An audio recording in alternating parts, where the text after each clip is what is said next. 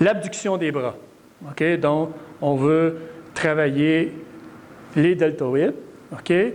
Et on va travailler aussi ce qu'on appelle la coiffe des rotateurs. Les deltoïdes, c'est ce qui va lever l'humérus, le bras, comme ça, okay, en s'éloignant du corps. C'est pour ça qu'on appelle ça l'abduction. On éloigne du corps, adduction, on approche du milieu du corps. Okay? Donc, les deltoïdes, ce sont les muscles effecteurs, les principaux muscles. Et les muscles, la coiffe des rotateurs, okay, c'est 4 petits muscles qui viennent stabiliser la tête humérale, la tête de l'humérus dans la cavité glénoïde. Okay? Donc, ce sont des muscles stabilisateurs, fixateurs, si on veut. Okay? C'est des, comme on dit à latin, des fine-tuners. Okay? Donc, ce qu'on va faire, on va aller à tempo 2-1-2.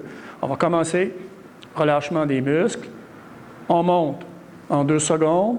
On pose 1 seconde. On revient en 2 secondes. On relâche.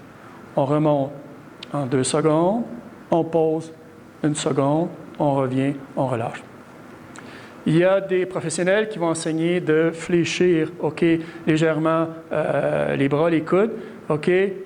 Dans mon cas, moi, je n'ai jamais rien vu dans la littérature qui nous dit que c'est dangereux de faire ça. Donc, je l'enseigne. Il n'y a rien qui nous empêche d'avoir les bras très droits. Si ça vous fait mal, vous pouvez y aller avec une légère flexion. OK? Donc, abduction des bras, travail des deltoïdes, et souvent dans des problématiques comme les tendinopathies de la coiffe des rotateurs, c'est un exercice qu'on va amener là, dans ce qu'on appelle la phase intermédiaire, après avoir travaillé de façon isolée la musculature de la coiffe des rotateurs.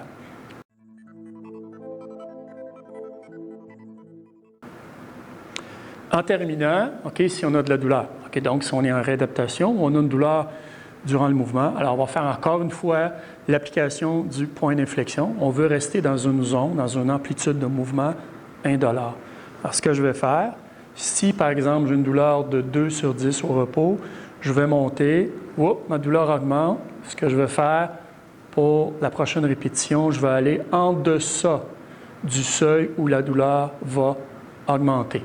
D'accord? Donc, si ma douleur, ma blessure est du côté gauche, OK, ce que je ne veux pas faire, c'est que je vais arrêter au côté gauche ici, j'ai mon seuil, je ne veux pas que le côté droit continue. Le côté droit va suivre le côté gauche. Alors, c'est mon côté douloureux qui va me guider. Alors, je vais modifier le mouvement. OK, ma douleur n'augmente pas, ça va. Ma douleur n'augmente pas, ça va encore. Si la douleur augmente un peu, je vais encore plus réduire mon amplitude de mouvement. OK, donc le principe, point d'inflexion, je ne veux pas aller dans la zone qui augmente ma douleur, ou si j'ai encore une fois, je n'ai pas de douleur du tout, OK, à la 2e ou 3e répétition, je commence à avoir une douleur en fin de course ici. Ce que je vais faire, pour ma 5e, 6e répétition, je vais rester en deçà du seuil d'augmentation de la douleur. Bonne réadaptation.